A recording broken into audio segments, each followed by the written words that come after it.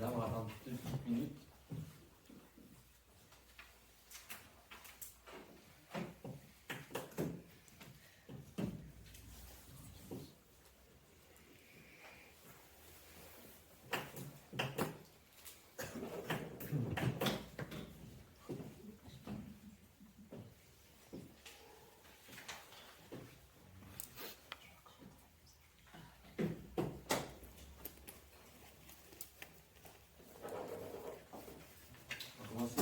Bonsoir mesdames, merci d'être venus sur ce conseil municipal du 4 avril.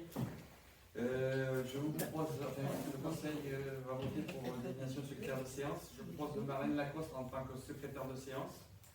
Pas d'objection particulière. Juste le 2 avril.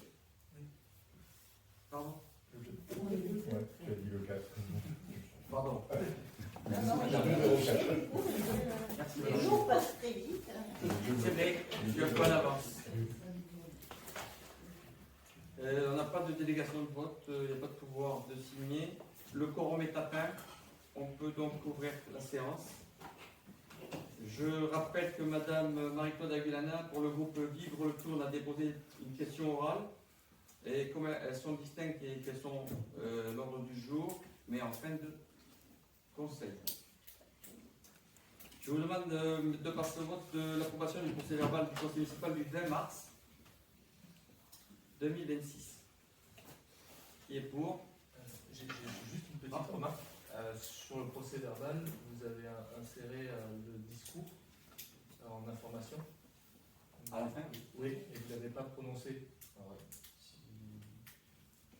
Le discours que j'ai fait? Oui. Je n'ai plus de tête, forcément.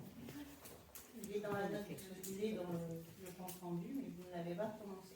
Si vous le pouvez sortir. Ou vous le prononcez maintenant, comme ça il est dans celui-là. Je n'ai pas de tête.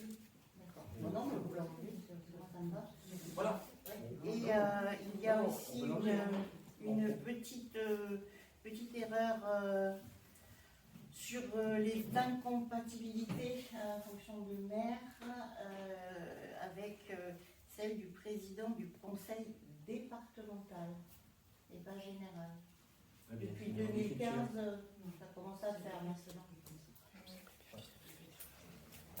Donc le texte est comme ça et donc on va la modifier. Oui, s'il vous plaît, oui. Le conseil général, ça n'existe plus. Le conseil départemental. Donc vous dites que vous, c'est une erreur d'écriture de notre part ou c'est le texte qui est comme ça? Oui, C'est le texte, le copier-coller qui est avec. Voilà, qui n'est plus adapté quand même. Alors, Voilà. on va Par vérifier. contre, ensuite, il est bien noté dans la délibération, conseil départemental. Quelquefois, les textes mettent un peu de temps pour se mettre à jour. Et puis donc, si on relate un texte, on le relate avec ses erreurs. Voilà. Oui, mais on le relate dans les deux. On va vérifier quand même. Il y a l'erreur deuxième Bien fois. sûr, bien sûr. Il n'y a pas de souci. Voilà, c'était juste une petite observation. J'en prie. C'est pour le conseil. Exactement.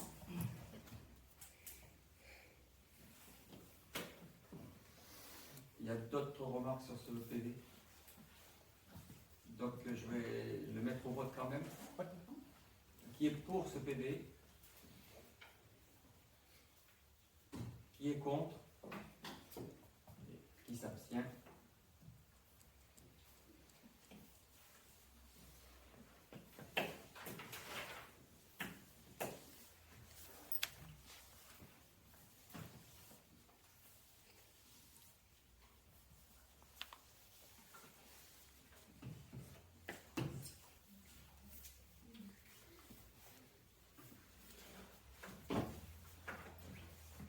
Donc c'est bon. Je rappelle qu'afin de permettre une meilleure organisation de l'administration des communes et de ne pas surcharger les conseils municipaux, le conseil municipal a la possibilité de déléguer directement au maire un certain nombre d'attributions limitativement énumérées à l'article L 2122-22 du Code général des collectivités territoriales. Le conseil municipal peut donc, en début de mandat, prendre une délibération afin d'attribuer des délégations au maire. Les décisions prises dans le cadre de ces délégations sont signées personnellement par le maire qui doit rendre compte à chacune des réunions obligatoires du conseil municipal. Les décisions prises par le maire sur le fondement de ces délégations sont soumises aux mêmes règles que celles applicables aux délibérations des conseils municipaux portant sur les mêmes objets, que cela porte notamment sur les formalités de publicité ou bien encore l'obligation de transmission au contrôle de légalité. Je propose qu'en cas d'empêchement, l'exercice de la suppléance puisse être assuré par le premier adjoint au maire. Je vous demande, vous avez lu, vous voulez jouer toutes les délégations? Non, c'est bien. Parce qu'il y en a 30. Donc, surtout pour le public qui verra en lecture après, il y a 30 délégations qui sont données au maire. Je vous propose de passer au vote, qui est pour les délégations, qui est contre les délégations et qui s'abstient.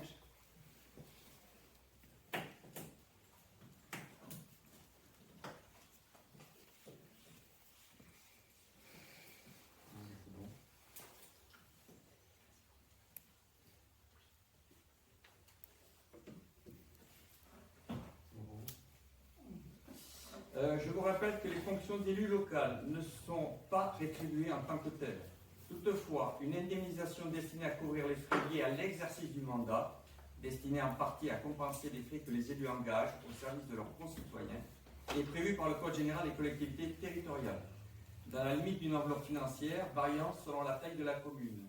Cette enveloppe indemnitaire globale correspond à l'enveloppe constituée des indemnités maximales susceptibles d'être allouées aux maires et aux adjoints en exercice, sans les majorations. Il est donc possible d'allouer des indemnités en deux fonctions dans le respect de cette enveloppe indemnitaire globale aux maires, adjoints et conseillers titulaires d'une délégation et aux autres conseillers municipaux, le cas échéant. Les fonctions de maire, d'adjoint et de conseillers municipaux sont gratuites. Les indemnités de fonction des élus sont fixées par l'organe délibérant et varient selon l'importance du mandat et de la population de la collectivité. Les indemnités sont versées sous réserve d'un exercice effectif des fonctions, exception faite du maire qui perçoit de droit une indemnité au titre de sa fonction et qualité. Les autres élus municipaux doivent ainsi justifier de l'exercice effectif de leurs fonctions pour pouvoir être indemnisés. Les indemnités de fonction figurent sur la liste des dépenses obligatoires. Les indemnités sont calculées sur un pourcentage de l'indice brut terminal de la fonction publique.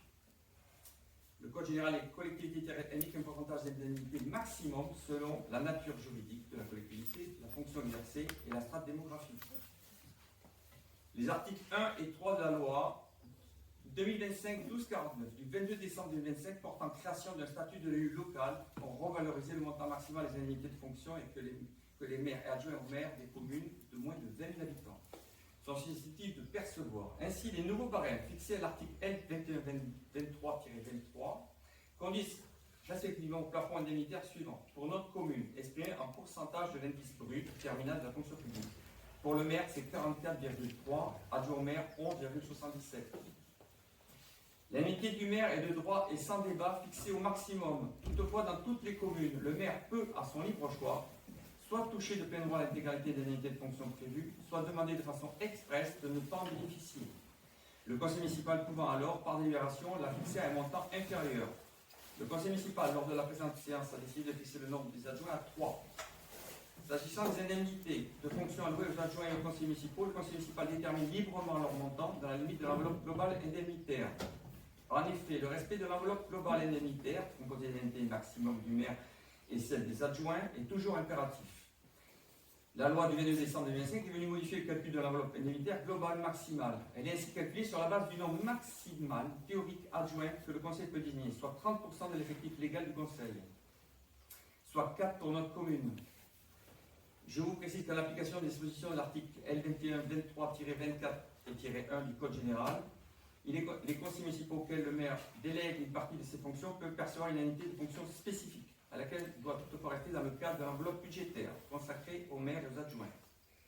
En cas d'indemnité versée à un conseil municipal, ne peut dépasser l'indemnité maximale susceptible d'être allouée au maire de la commune. Les indemnités de fonction peuvent donc être attribuées aux conseils municipaux, mais dans le respect de l'enveloppe constituée par l'indemnité maximale susceptible d'être allouée au maire. L'octroi des indemnités à un adjoint au conseil municipal est toujours subordonné à l'exercice effectif du mandat. Je ne vais pas vous répéter tout ce qui est noté, parce que je l'ai déjà dit. Seul le maire peut donner une délégation de fonction à un conseiller municipal par arrêté, ce dernier devenant conseiller municipal délégué. Cette délégation sera sous la responsabilité et la surveillance du maire. Je vous informe que donc que M. Philippe Berthaud, premier adjoint, par un arrêté municipal au 1er avril 2026, il sera donc adjoint dans les domaines suivants, urbanisme et services techniques. Madame Sophie Jullion, deuxième adjointe par un arrêté aussi, du 1er avril 2026, dans les domaines suivants, communication, culture. Monsieur Fabrice Jacquet, troisième adjoint par arrêté, donc en date du 1er avril, sur les domaines suivants, ressources humaines, finances et restauration scolaire. Monsieur Philippe Gontier, conseiller municipal délégué par arrêté au 1er avril, dans les domaines suivants, services scolaires et périscolaires. Monsieur Stéphane Gras, conseiller municipal délégué par arrêté au 1er avril, dans les domaines suivants, voirie et sécurité routière. Je vous propose de fixer le montant des indemnités de fonction des maires, des adjoints et des conseillers municipaux délégués. Chacun a eu le tableau, mais je peux le répéter. Le taux maximal est pour le maire de 44,30 et notre taux retenu est de 20 points. L'adjoint au maire, 11,77 sur le taux maximal et il est retenu à 9 points. Et le conseiller municipal délégué à 5 points. Les conseillers municipaux, eux, ils étaient à un taux maximal de 6%, on est à 1,50. Je vous précise que je supprime l'article 3 de la présente délibération qui ne sera donc pas soumis au vote. En effet, une récente note de l'AMF s'appuyant sur la jurisprudence prévoit que la date à laquelle la délibération sera applicable, c'est surtout pour le paiement des indemnités, d'accord? C'est une modification qui a été faite. Pour le maire, l'indemnité sera perçue entre le jour de la séance d'installation conseil municipal jusqu'à la veille de la date de la délibération indemnitaire. Pour les adjoints et les conseillers municipaux, commencent à percevoir leur indemnité de fonction le jour où la délibération indemnitaire, c'est-à-dire celle-ci, devient exécutoire. Pour les conseillers municipaux, 5 commencent à percevoir leur indemnité de fonction le jour où la délibération devient exécutoire. C'est le même principe. Et dans la qu'une délibération devient exécutoire lorsqu'elle est fournie aux services préfectoraux et de publication. Je demande donc la mise au vote de cette délibération sur les taux qui ont été proposés. Juste pour comprendre le montant annuel, en fait, lorsque sur la mandature passée, on était aux alentours de 29 000 €, là on monte à 36, c'est ça? 33.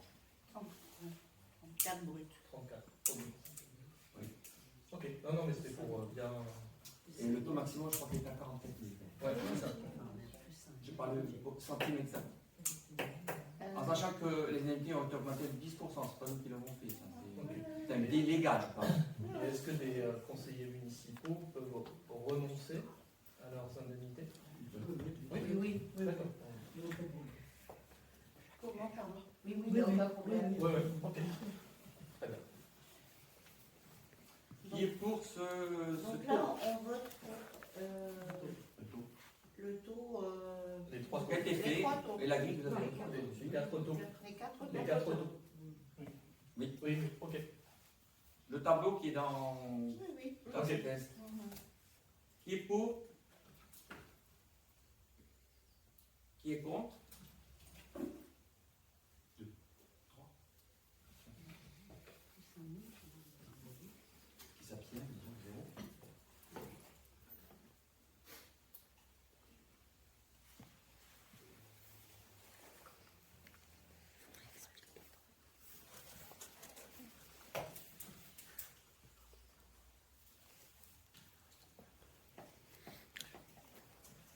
On passe à la délibération numéro 4.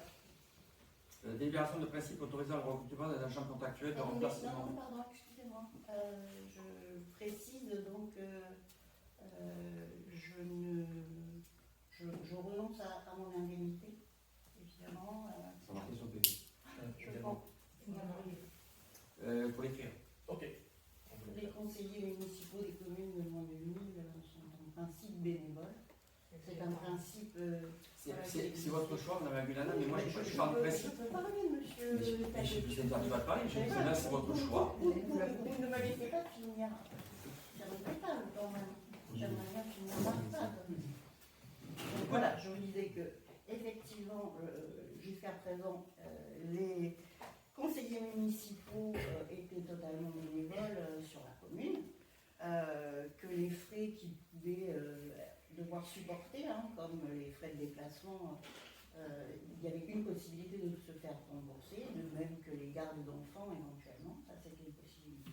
Voilà, donc je précise que je trouve que ça rentrait tout à fait dans cet état de fait. Bon, après, on ne va pas rentrer dans un discours démagogique, mais bon. Il y avait combien de conseillers qui ne sont pas venus pendant plusieurs années? Mais quel rapport? Est-ce qu'il faut être payé? Non, mais non. Quel rapport? On ne travaille pas. Bah, C'est à rien. On commence, on verra aussi. On verra. C'est vrai qu'ils n'étaient pas très Non, excusez-moi. Ça, c'est autre chose. Enfin, franchement, là, vous commencez à mélanger. Madame Guénéna, la finalité de ce que vous dites, c'est quoi? C'est qu'on ne devrait pas donner de l'argent aux conseillers municipaux. Oui, je pense que c'est une fonction qui doit rester. D'accord. J'ai juste une chose à préciser. Est-ce que vous avez quand même remarqué que dans la répartition, Michel Taillé a pris beaucoup moins que les mandats, mais au final, l'enveloppe est supérieure. Non, elle ne sera plus. Elle ne sera plus C'est son choix. Oui, c'est son choix. Donc, effectivement. Après, je vous rappelle quand même que les indemnités des élus existent pour que ce soit le plus démocratique possible, puisque autrefois, seuls les notables pouvaient être élus, parce que eux seuls en avaient les moyens. Et les indemnités, elles ont été mises en place aussi pour que toutes les personnes qui renoncent tout ou partie à leur profession puissent avoir une indemnité. C'est exactement ce qui se passe. Ok. Enfin voilà, je m'exprime. Vous faites un choix. J'exprime ce que je pense par rapport aux indemnités. Après, on va effectivement de suite, on tombe sur et vous prenez plus et lui prend moins, etc. Ça, c'est effectivement un discours totalement démagogique et populiste. C'est dit. Voilà, mais je le Ça sera dis. notifié. Tout à fait. Vous avez d'autres remarques sur ce... On peut passer à la 4, la délibération.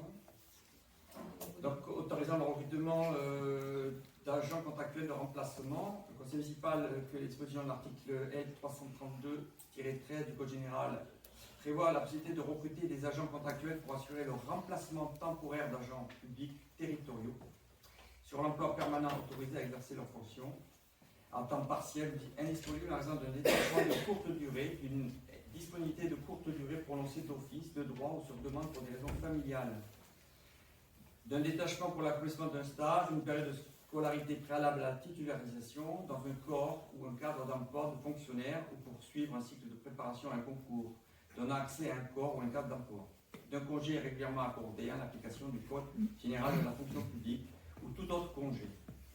Le recours des agents contractuels de remplacement est ainsi possible en cas d'absence du fonctionnaire ou d'autres agents contractuels au titre du congé régulièrement accordé en application du Code général de la fonction publique. Donc ça comprend tous les congés qui vont avec l'emploi. Donc on peut justifier le remplacement rapide d'un fonctionnaire par cette délibération. Ça ne nous empêche pas de continuer à fonctionner. Je vous propose donc de voter cette délibération pour nous permettre de valider un contrat de remplacement. Qui est pour? Qui est contre? Qui s'abstient?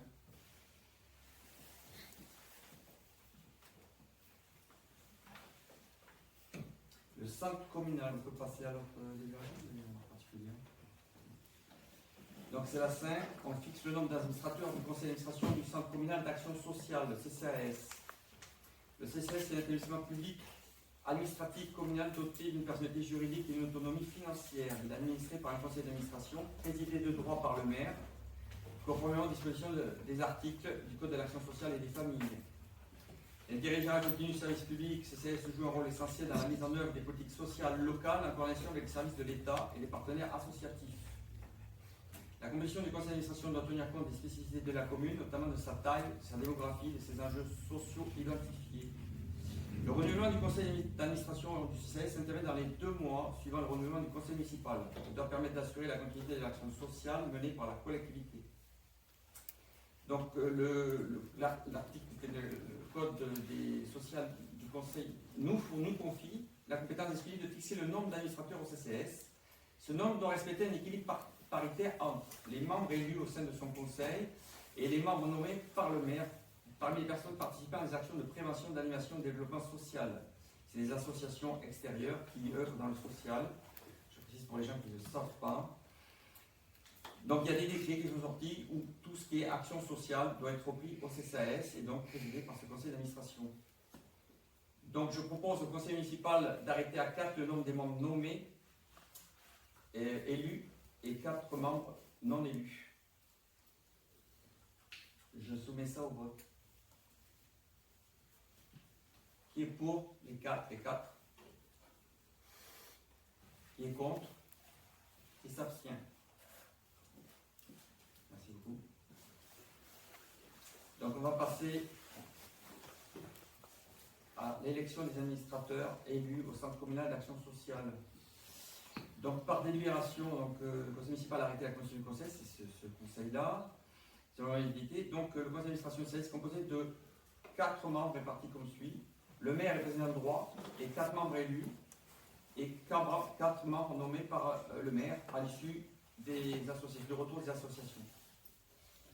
Alors, il convient d'élire les membres du conseil municipal qui seront menés à siéger au sein du conseil d'administration durant toute la durée du mandat municipal. Les membres sont élus au scrutin de liste à la représentation proportionnelle au plus fort, reste sans panachage, ni vote préférentiel, le scrutin est secret. Chaque conseil municipal ou groupe de conseillers municipaux peuvent présenter une liste de candidats, même incomplète. Dans cette hypothèse, si le nombre de candidats figurant sur une liste est inférieur au nombre de sièges qui reviennent à celle-ci, ou le siège non pourvu le sont pour les autres listes, les sièges sont attribués aux candidats après l'ordre de présentation sur chaque liste. Si plusieurs listes ont le même reste pour l'attribution des sièges restants à prévoir, celui-ci revient à la ou les listes qui ont obtenu le plus grand nombre de suffrages. En cas d'égalité de suffrages, le siège est attribué au plus âgé des candidats. Il faut donc nommer 2 assesseurs. Il faut 2 assesseurs pour le réseau. Michel. Jennifer.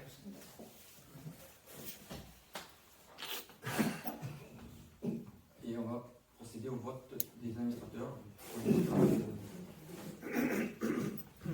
Vous avez donc 5 minutes pour déposer une liste.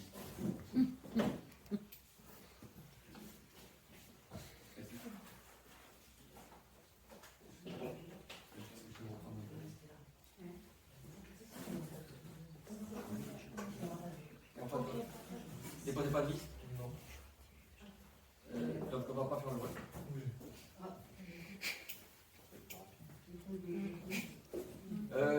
Je vois que qui est lieu, putain, alors c'est lorsqu'il y a procédé de nomination, si une seule candidature a été déposée pour chaque poste à pouvoir au sein d'une commission municipale ou dans les organismes extérieurs, c'est le cas. Une seule liste a été représentée après appel de candidature. Les nominations prennent effet immédiatement dans l'ordre de la liste. Le cas échéant, il est donné lecture par le maire. Donc si on prend la liste qui a été déposée,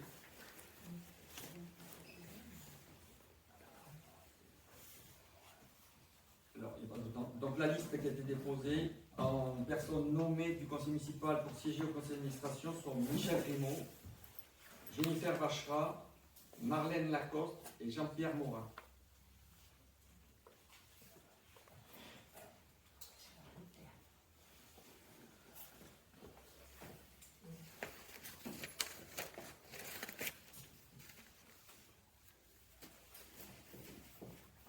Ils sont élus pour la durée du mandat municipal.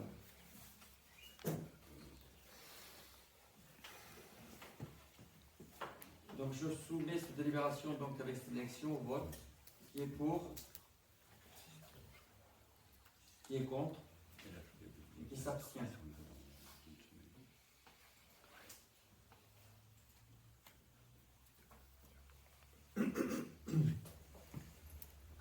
Donc pour faire suite aux dernières élections municipales, il est nécessaire que le conseil municipal procède au renouvellement des représentants de la collectivité au sein de l'instance. Donc là, c'est le syndicat départemental énergie et environnement de la Gironde. la question que je pose, si au niveau des syndicats, vous voulez un bulletin secret ou vote à main levée?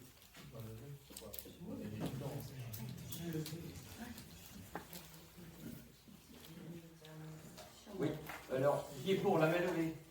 Qui est pour?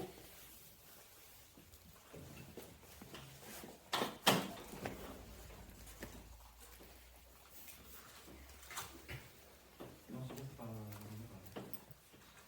C'est plus tard. C'est les administrations.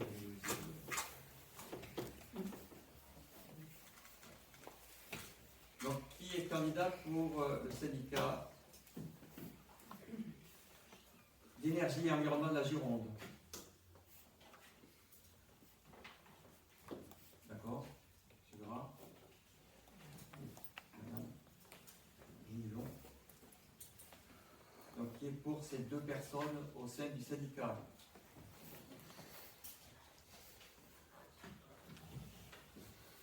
Un seul candidat, je crois. Oui. Oui. Oui, c'est la commission. Non, il y a la commission, il y en a un aussi. Bon, qui veut s'y siéger alors? Parce qu'il manquerait une personne. Parce que c'est. Je le rappelle. Jennifer. Alors, on va faire. Qui est pour Jennifer?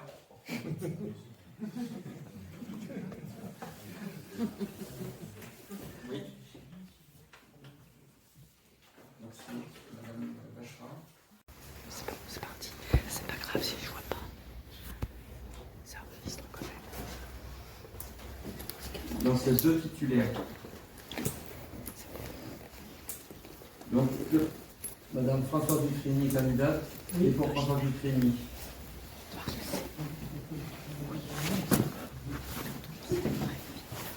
Madame Julien, candidate, qui est pour Madame Julien, qui est contre. Je participe même au vote. Dans ces conditions. Ouais.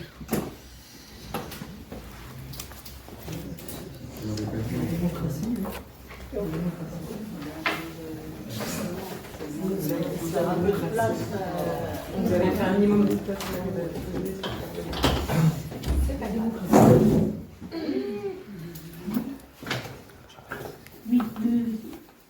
Désignation des délégués de la commune auprès du syndicat d'études et de prévention des risques carrières et falaises de Gironde.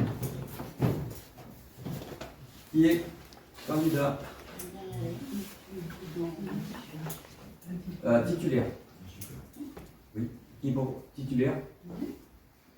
Monsieur Berthaud. Qui est pour Monsieur Berthaud?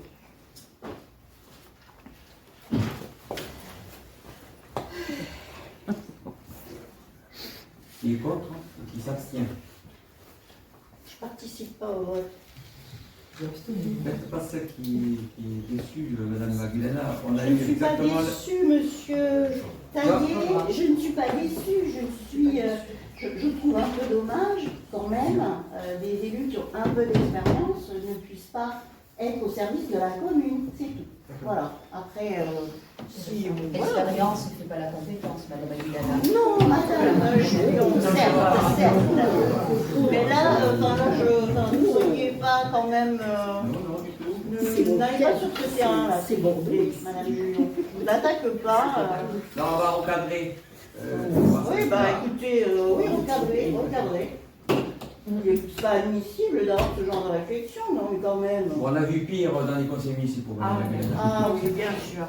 Alors, on va pas revenir sur le passé. C'est certain, bien sûr. Là, on a De ma d'autres- part, je ne crois pas, monsieur Taï. Mais c'est bien. Moi, je le crois et j'ai des Oui, bon, allez, passons. On Bah, va faire du simulacre de démocratie. Allez, on continue. Non, mais sur pas le comme ça qu'on fonctionnement, fait. je vous respecte, Madame Magdalena. Alors, Vous voyez comment vous Ah, expliquez? oui. C'est pas comme ça que vous faites vivre la Ouais. démocratie. C'est limite. C'est pas comme ça. Ah, c'est limite. Écoutez, moi je suis venue avec l'envie de travailler, de continuer à travailler Bien, pour la bien, commune. bien. Après, je pense que si j'ai une petite expérience, tout de même, ça fait plus de 30 ans que je suis sur cette commune, je D'accord. la connais bien, et je pense que je peux encore apporter des choses. C'est pour ça que je suis encore là. Eh bien, on en parlera tout à l'heure. Mais je veux bien qu'on en parle, oui, monsieur Taillé. Désignation des délégués de la commune auprès de l'association syndicale autorisée des maris qui pourraient. On n'a pas fini. Ah, mais c'est bon. Vous m'avez perturbé, oui.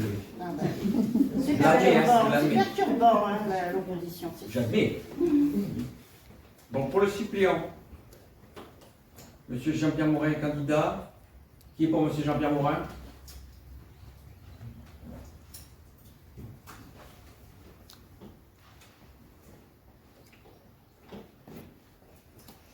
Donc on va désigner les délégués de la commune auprès de l'association syndicale autorisée des maréchals Courrèches.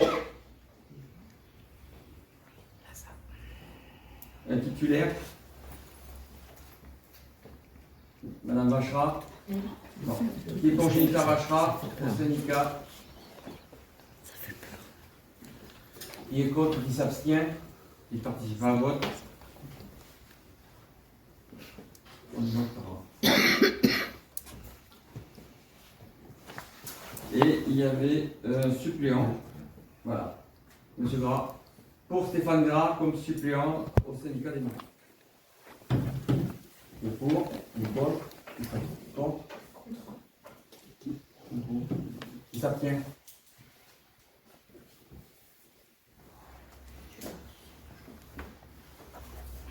Alors, monsieur le maire, la journal Adouana ne participe pas. Oui, On va notifier, on va notifier. Toujours pas.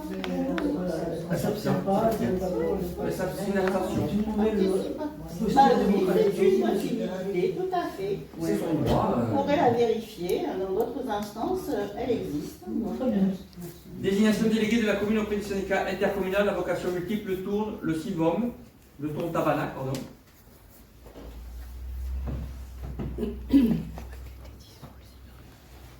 Donc, qui est candidat pour être titulaire?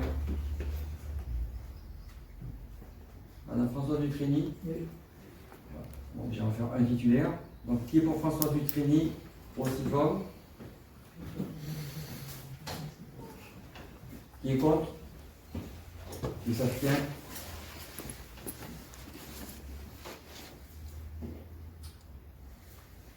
Un autre titulaire pour le Civom, monsieur Fabrice Jacquet. Qui est pour monsieur Fabrice Jacquet comme titulaire au Civom? Qui est contre? Et qui s'abstient? Ensuite, il faut des suppléants au Civom. Monsieur Gras, monsieur Stéphane Gras se propose comme suppléant au syndicat du Civom. Qui est pour monsieur Gras au syndicat du Civom? Syndicat du Civom. Qui est contre? Qui s'abstient? Et il faut un autre suppléant. Madame Grimaud. Madame Michel Grimaud comme suppléante au syndicat du Civom. Qui est pour? Qui est contre? Qui s'abstient? Une abstention.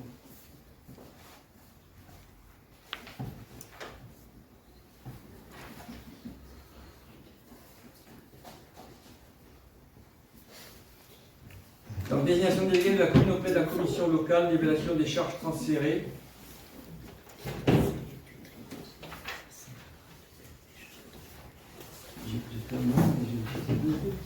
J'ai deux titulaires.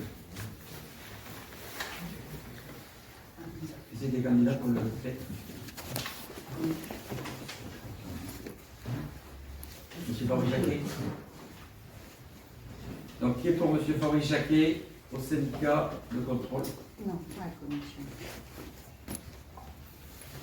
Je me propose aussi comme candidat pour ce syndicat. Donc, qui est pour monsieur Taillé à ce syndicat?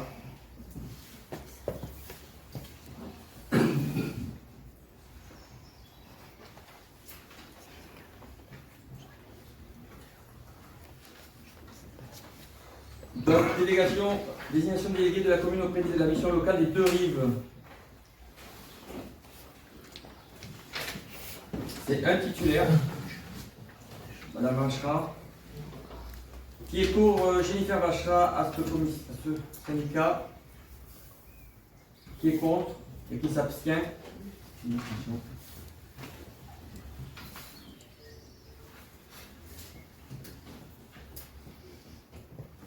Désignation déléguée de la commune auprès du Comité national d'action sociale, le SNAS.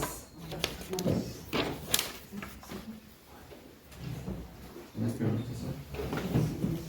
Oui, M. Fabrique-Jacquet.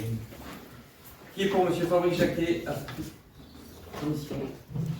Qui est contre? Qui s'abstient?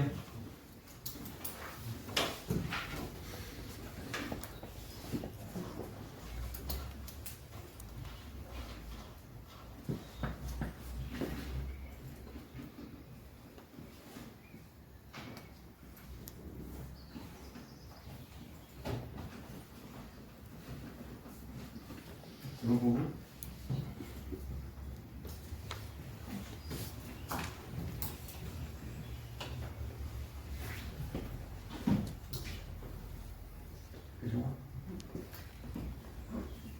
Donc, Madame Marie-Claude Aguilana, pour le groupe Vive le Retour, a déposé une question orale. Oui. Et je l'invite à l'exposer.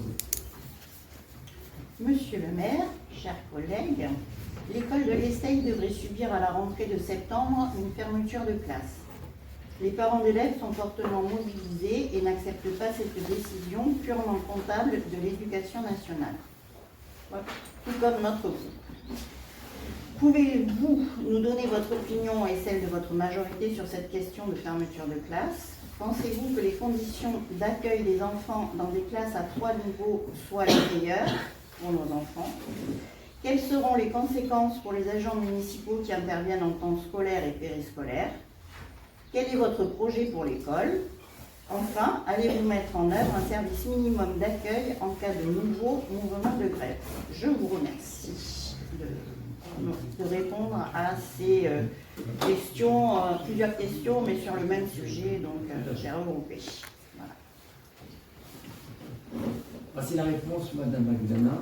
La question de la fermeture annoncée d'une classe à l'école de l'Esteille suscite légitimement des inquiétudes.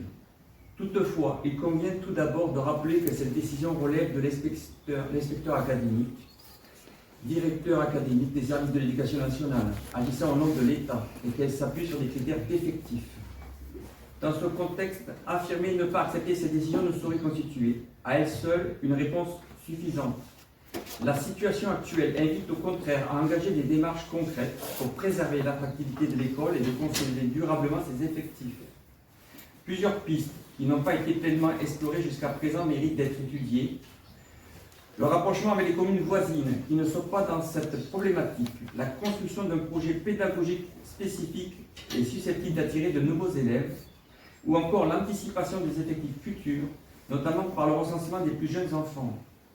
Conscient du délai très contraint, nous avons néanmoins engagé les premiers échanges avec l'équipe pédagogique, dont nous saluons le professionnalisme et l'engagement, ainsi qu'avec les représentants des parents d'élèves. Notre volonté est d'agir de manière pragmatique et concertée afin d'explorer toutes les solutions possibles, même si, après plusieurs années sans stratégie structurante, les marges de manœuvre restent limitées. S'agissant de l'organisation pédagogique, notamment des classes à triple niveau, il ne nous appartient pas de nous substituer à l'expertise de l'éducation nationale, qui, je le rappelle, n'a pas trouvé d'erreur sur ces classes à 3 niveaux qui relèvent le niveau des classes uniques. Mais ça, c'est autre chose. Les équipes enseignantes disposent de compétences nécessaires pour adapter leurs pratiques aux contraintes éventuelles et nous leur accordons toute notre confiance.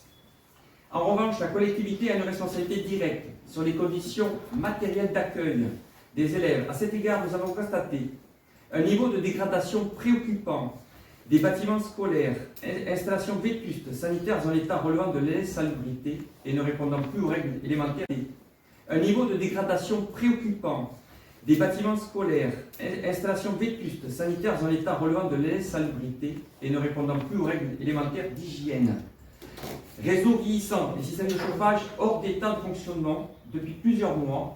Cette situation, qui concerne plusieurs dizaines d'enfants dès la prochaine rentrée, appelle une intervention rapide et prioritaire afin de garantir des conditions d'accueil dignes et sécurisées. Notre action s'inscrit donc dans une double priorité: travailler aux côtés de l'équipe pédagogique et des parents d'élèves et la préservation de l'école, tout en engageant sans délai les mesures nécessaires pour remettre les locaux à niveau et sécuriser l'accueil des enfants. Dans ce cadre, les conséquences éventuelles pour les agents municipaux, comme la question d'un service minimum d'accueil en cas de grève, seront étudiées avec attention en lien avec l'ensemble des acteurs concernés, dès que les éléments nécessaires seront connus. Enfin, au-delà de l'urgence actuelle, cette situation invite à une réflexion plus globale sur le projet de l'école, son attractivité et l'entretien du site. Construire l'avenir de l'école de l'Estée suppose une vision à long terme, une exigence constante en matière de gestion et une coopération étroite entre la commune, l'équipe enseignante et les familles. Je vous rappelle à ce jour que le chauffage est hors d'usage, d'accord, pour la rentrée prochaine et pour, d'accord, que les montants qui sont aujourd'hui arrivés, ça c'est hors question de réponse que je vous fais. Hein. Je ne vous montrerai pas les photos ni au public, d'accord, mais c'est une catastrophe, d'accord. On n'a pas, la chaudière ne fonctionnera pas actuellement telle qu'elle est, parce que le réseau il est défectueux, mais très défectueux. Alors, vous pouvez parler de mettre des enfants à l'école, de l'Estée, mais il faut d'abord faire les bâtiments. Alors, vous disiez tout à l'heure, ça fait 30 ans que vous êtes sur la commune, et moi je vous dis en 30 ans, qu'est-ce que vous avez fait sur l'école? Oh, ben, j'ai eu des adjoints formidables. Bien sûr. Ben oui, non. C'est facile de mettre ça sur nos lignes. Franchement, c'est un peu facile. Alors, écoutez, vous savez pas, non, mais vous savez pas, enfin, l'audit est en cours, on va, comme on est tout transparent, eh bien, on va annoncer aux administrés l'état des bâtiments. Voilà, c'est tout. De tous les bâtiments. De tous les bâtiments. Et l'école surtout. C'est inadmissible, c'est Bon, ce que je je veux vous dire. en prie, arrêtez, c'est pas insalubre. Alors que ce soit vétuste, je veux dire. Alors, attendez, s'il n'y a pas de chauffage l'hiver, l'école n'est pas praticable. On a eu du chauffage cet hiver, Oui. jusqu'à la fin. Je suis Voilà. d'accord. On le savait effectivement que là, le réseau était fichu et qu'il devait y avoir des travaux. Il y a des devis qui ont été faits. Non. Voilà. Le devis, Si, il a si, été si. quand? Il a été quand? Comment Il a été quand? En janvier. Quand ça? Janvier, non? Il y a des devis. Pas janvier. Si, il y a des devis là en février. Il n'y a plus de contrat de maintenance et vous attendez une panne pour vous apercevoir. Vous alliez mettre une chaudière biomasse sur un réseau qui était défectueux. Mais c'est formidable. Moi je dis c'est formidable, ça fait de l'argent parti comme ça en fumée, c'est bien. Moi je vous dis que de toute façon l'école aujourd'hui, nous on va mettre la priorité sur la réparation du chauffage, qui est une priorité pour nous, Bien sûr. avant d'accueillir d'autres enfants dans cette école. Bien sûr. Les petits et les faire dormir ici, c'est pas la solution. Hein. Mais on avait prévu effectivement de continuer à faire des choses et de réparer ce Ben, chauffage. écoutez, les gens auront le bilan et sauront Mais bien faire la part des Bien choses sûr. à ce qui a été fait et pas fait. Voilà. Nous avons privilégié aussi avec les enseignants les questions de projets pédagogiques, de projets culturels, de personnel mis à disposition. Voilà, bien sûr que c'est des choix, on a fait des choix, oui. Oui, d'accord. Après, on n'a pas les mêmes, ça c'est sûr. Non, Ça c'est certain. Mais bon, quelquefois en matière, effectivement, la sécurité elle est un peu limite parfois, mais ça fait partie voilà, des choix que doivent faire, c'est les élus limite. dans les Moi je dis communes. qu'on a dépassé un seuil Bah, de écoutez, vous non-retour avez, voilà. pour les finances qu'il faut investir aujourd'hui. Bien sûr, mais oui, de toute façon, il est certain qu'on est dans des bâtiments Le qui devis sont- que vous parlez, mais pas insalubres, pas insalubres. ah oui, d'accord. C'est impropre à destination s'il n'y a pas de chauffage dans son local. Hein. Ça devient impropre à destination. Ça, c'est le terme juridique, on est d'accord. Je suis étonné d'ailleurs que des parents d'élèves ne soient pas manifestés avant pour dire que il n'y a pas de chauffage ou que c'est insalubre. Je ne sais pas. Il y en avait du chauffage. Hein. Oui, il y avait des radiateurs d'appoint. Il y avait des radiateurs d'appoint. Oui, bah oui. Mais que les gens sachent qu'on a été obligé d'augmenter l'abonnement électrique Oui, pour on l'a fait. Mais ça chauffe pas, ça. On l'a fait. C'est pas sécurisé, c'est interdit. Bah, c'était une solution, effectivement, mais Et un vous êtes devis pour- allé les récupérer sans vous prévenir, parce que comme maintenant vous n'êtes plus là, vous Oui, ils étaient à enfants moi, n'aient plus les de chauffage. radiateurs. Oui, madame, je les ai récupérés. Ouais. D'accord. Tant pis pour les enfants. Tant pis. Tant pis pour les enfants. D'accord. oui. Ben, sans Bah, pis. tant pis pour les parents. Hein. Voilà. Oui, je les ai récupérés, comme j'ai récupéré beaucoup de choses que j'avais achetées pour la petite, Et qui étaient à moi. on va pas continuer là-dessus, ce sera un autre sujet plus tard, quand on va voter les gros travaux. Pour information, le prochain conseil municipal est le 21 avril, parce que c'est le vote du budget.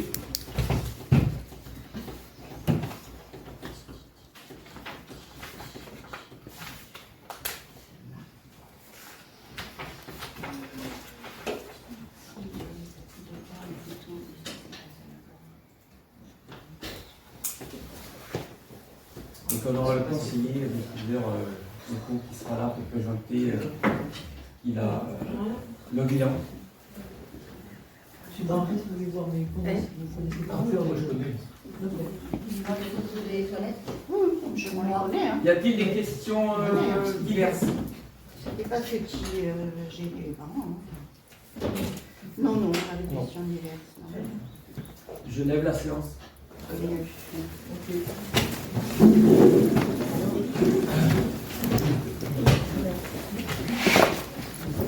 Oui.